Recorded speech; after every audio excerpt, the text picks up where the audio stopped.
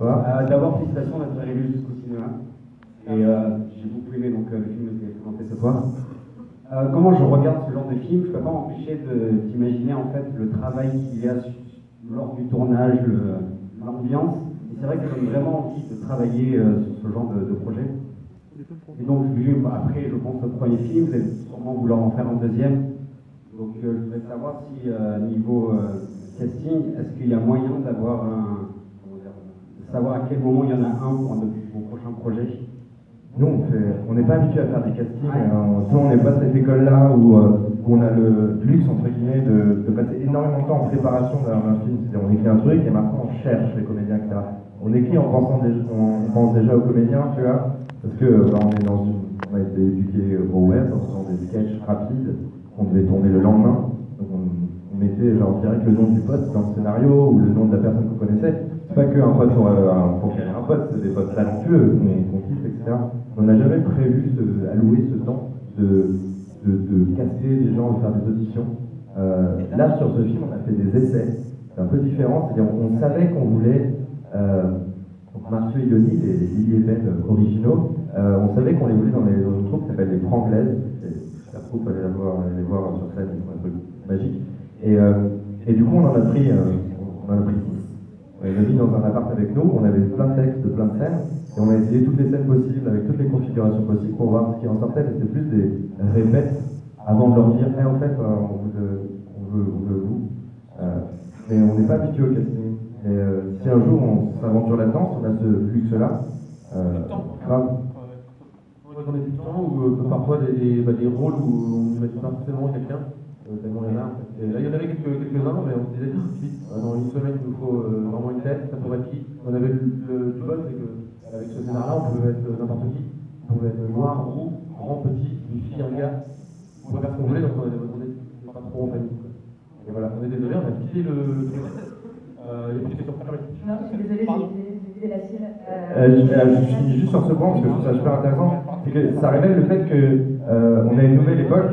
Donc on a plus, en tant que comédien, si tu veux être comédien, on n'a plus à écrire un CV et à se présenter devant des gens. Et genre, engagez-moi quand vous pouvez.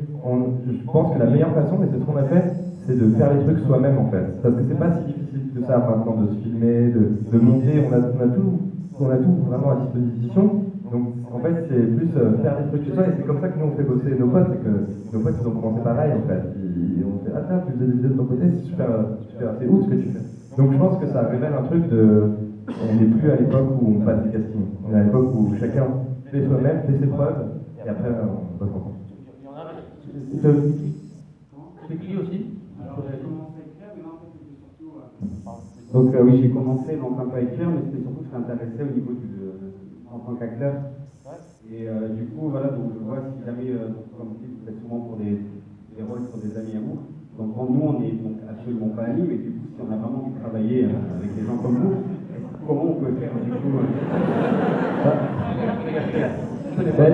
Non, mais c'est gentil, je voulais dire ça parce que c'est cool aussi, par exemple, moi à un moment, je ne faisais pas trop. Et c'est cool aussi de rencontrer des gens, puis comme ça, il y en a un qui tiens, je ne peux pas jouer, en fait, tu peux rien dans la tête, tu fais ça, tiens, ouais. Quelqu'un qui écrit des trucs, pas pour les autres, et c'est cool, ça fait qu'il y a de s'entourer de ces gens. Et je trouve que Ami, c'est pas le bon terme, parce que là, typiquement, les personnes des Franglaises, c'est des gens qu'on a vus jouer, en fait. On a vu les choses. On les connaissait pas du tout personnellement, on les croisés, on avait vu un verre à une soirée. Je transfère le mot ami, en effet, par des gens qui font, en fait. Des gens qui ont fait et qui ont fait leur preuve d'une manière ou d'une autre, ou qui nous ont charmés, tu vois. Parce qu'en effet, des fois on a des amis, ils n'ont pas de talent, on les adore, mais ils ont pas de talent, c'est trop méchant. Mais on n'a pas forcément le rôle, tu vois, pour eux, etc. Et du coup, oui, le terme ami, en effet, il est un peu nul. Voilà. C'est vrai que tu peux faire des trucs maintenant. Là, dans le film que tu viens de voir, les plans qui sont faits à l'iPhone, ils sont restés dans le film. Et donc, si ce film existe, c'est justement parce qu'on peut le faire entre nous. Et on aurait pu pas payer ces gens, tellement ils n'étaient pas nombreux, on aurait pu le faire au mois de août, on les a payés parce que c'était une production et que les gens, ça peut pareil. Alors on s'arrête, c'était chaud, on nous dit il a Facebook, puis on est content. Mais venez, on pourra continuer à discuter avec vous si vous voulez. Vous voulez avoir pas dans l'activité 5. On laisse la place à pas dans l'activité. Hein? Ok. Alors ouais, on peut se retrouver dans le hall. On va dans le hall. Si vous voulez, il faut- Merci Guillermo, merci faire un beaucoup. cours de Vous êtes merci beaucoup.